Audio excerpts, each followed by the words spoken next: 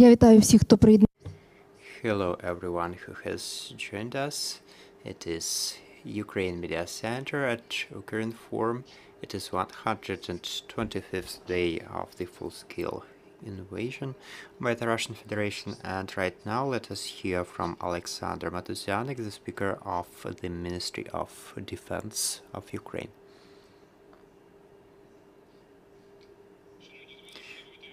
Dear friends, hello everyone. I'd like to share the information about the military aggression of the Russian Federation as of today's morning, the 28th of June. The Great Liberation War continues. It is 125th day of the full-scale invasion. The main goal of the enemy is still to get to the administrative borders of Luhansk and Donetsk regions, to get the land corridor with the Crimean Peninsula, and also the occupied regions in Zaporizhia and Kherson regions, and also to block sea communications in the northwestern part of the Black Sea. The enemy still uses fire along all the contact line in Luhansk and Donetsk regions. The situation is still tense, but generally controlled by the armed forces of Ukraine. The Russian Federation is holding a missile terror campaign in order to break morale and unity of Ukrainians. Recently, the enemy has used a number of missiles to destroy civilian infrastructure in the city of Kyiv and also in Kyiv, Cherkasy and Odessa regions. The enemy was using the long-distance bombarders Tu-22M3 and also the Bastion P systems. Also, the aggressor has cynically attacked the Amstor Mall in the city of Kremenchuk, Poltava region, when over 1,000 civilians were inside. The operational details are as follows. In Donetsk area, the armed forces of Ukraine are fighting against the 8th and 58th Army of the enemy, the mobilization reserves of the 1st and the 2nd Army Corps of the South military department, and also the 2nd and the 41st Army of the Central Military District. The enemy is concentrating on Lysychansk and Bakhmut with the intention to encircle our troops near Lysychansk and to take control over the Bakhmut-Lysychansk road. The armed forces of Ukraine are holding the enemy near Vovchayarivka, Verkhnyo-Kamenka. Meanwhile, the enemy has used a Su-25 to attack the positions of our troops near Bilohora.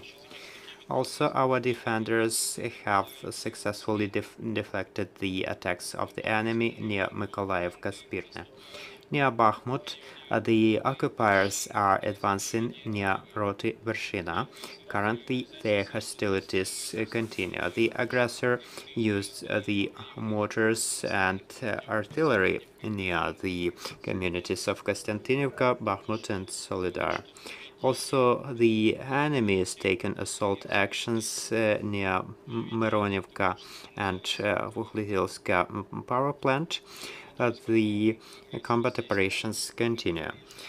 Near Kramatorsk, the aggressor used artillery to attack our positions near Mayaki and Titianivka. Near Kurakhove, Ukrainians have successfully deflected the Russian attacks near Petrivske-Shevchenko, 30 kilometers west of Kurakhove. Near Zaporizhia, the enemy is trying to strengthen its troops. According to our intelligence, on June 26-27, the enemy has moved some military equipment there, including tanks and MLRS. At Avdiivka, Kurakhove, and Novopavlovsky area, the enemy was not active.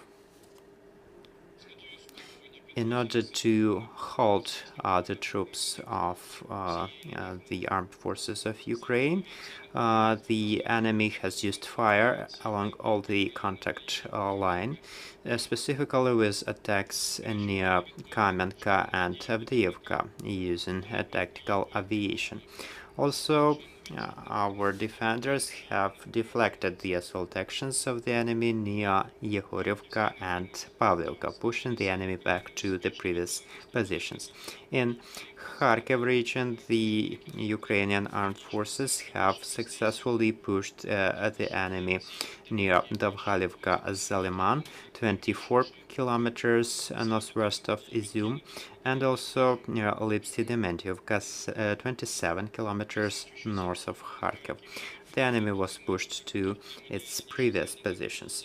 Generally, in the Kharkiv region, the enemy is holding its previous positions in order to avoid letting the armed forces of Ukraine to advance to the state borders of Ukraine. With this purpose, the enemy keeps the armed forces of Ukraine in constant tension and uses heavy artillery against Ukrainian positions. Specifically, yesterday, near the communities of Ruska Lazova, Rubizhne, and Stary Saltiv, such attacks were noticed. In Slovyansk axis, the Ukrainian troops are holding the enemy near Dovhenke, Krasnopilya, and also the assault actions near Dovhenke, Mazanivka. It was successfully deflected by our troops. Also, the enemy was using some UAV to collect intelligence near Velika Komyshovacha. In southern Bug and Tauria area, the enemy holds the 8th and 49th Army, the coastal troops of the Black Sea Fleet, and the mobilization reserve of the 1st Army Corps.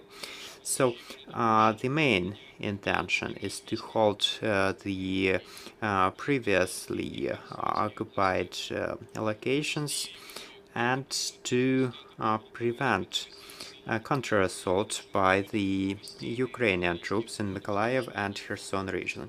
With this purpose, artillery fire is used on a regular basis. In Volyn and Polyssia, the Belarus troops, which include 6 battalions, are strengthening the border in Brest and Homel regions and are doing some aerial reconnaissance in the neighboring regions of Ukraine and Poland. There is still a threat of missile and aviation attacks from Belarus. In Siversky axis, in order to protect the borders in Bryansk and Kursk regions, the enemy keeps 3 battalion groups from the Western Military District and also some paratroopers.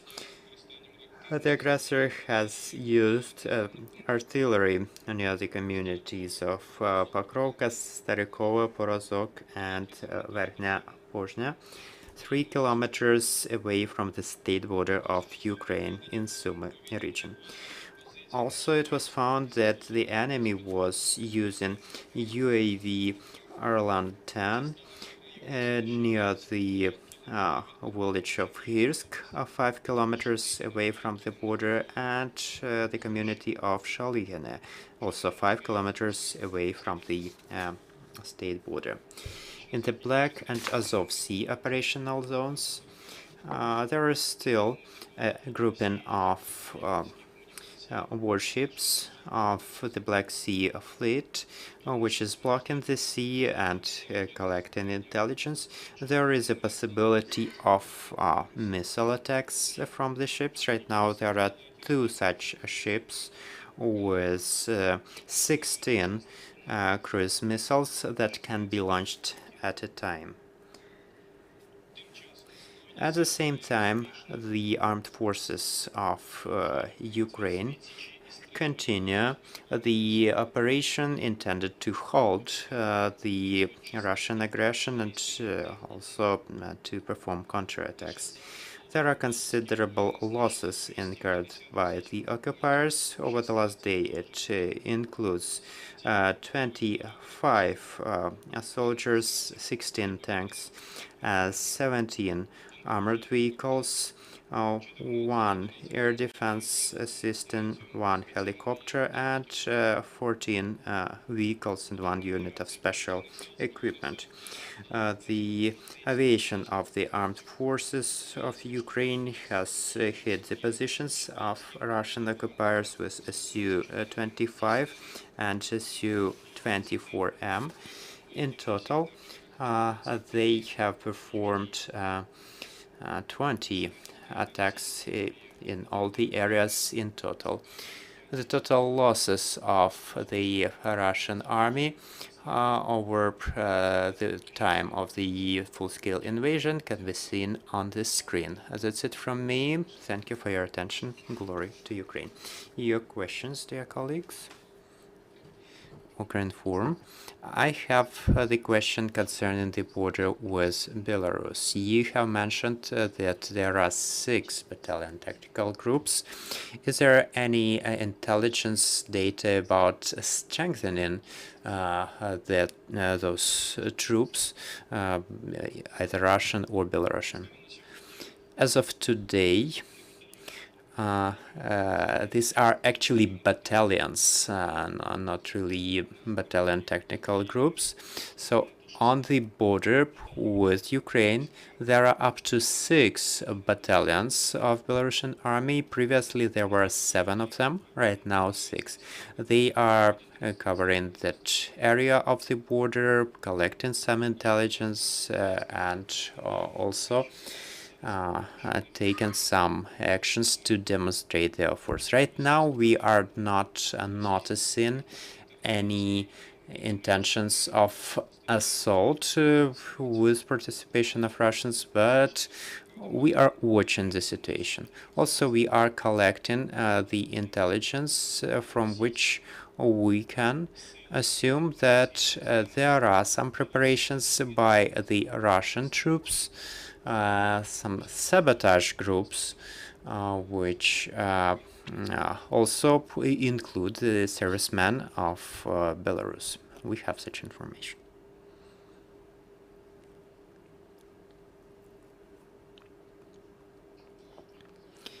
I'm Lyudmila Alinik from Media Maidan.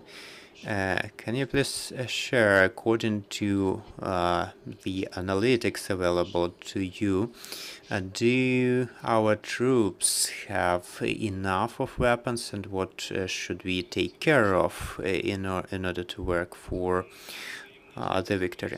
Well, generally, it's not really a secret what types of weapons are the most necessary for Ukrainians. First and foremost, it is artillery, because the Russian Federation has much more of this kind of weaponry, but right now the Western partners are helping us a lot. We have 7 types of different weapons with 155 millimeters caliber, which are in use and which are entailing considerable damage for the enemy. Also, we need to get airplanes. We need to get air defense systems. We are waiting for the support from our Western partners. Hello, Oleksandr. I'm Vadim Vetrov from Carrera della Sera, Italy. We know that near Izum, the enemy command location was destroyed. So is it possible to consider that the advancement of the Russian Federation was stopped thanks to that operation? I cannot tell. Well, First and foremost, it's one of the many successful operations by the armed forces of Ukraine. I will not openly tell which types of equipment were used there, and I cannot state that it was this operation that stopped the Russian attempts to develop their advancement in Slavyansk area. It surely has contributed to some changes in the tactical plans of the enemy, and it has surely postponed the efforts of the enemy. But we also need to understand that the Russian troops deployed there are quite strong, so the efforts of the armed forces of Ukraine will be strengthened to halt the advancement of the enemy in our territory. Thank you so much. This was Oleksandr Motuzyanyk. Please believe in the armed forces of Ukraine, and congratulations on the Constitution Day. This was a speaker of the Ministry of Defense of Ukraine, and at 2:30 we are going to hear from Taras Kremen, the Commissioner on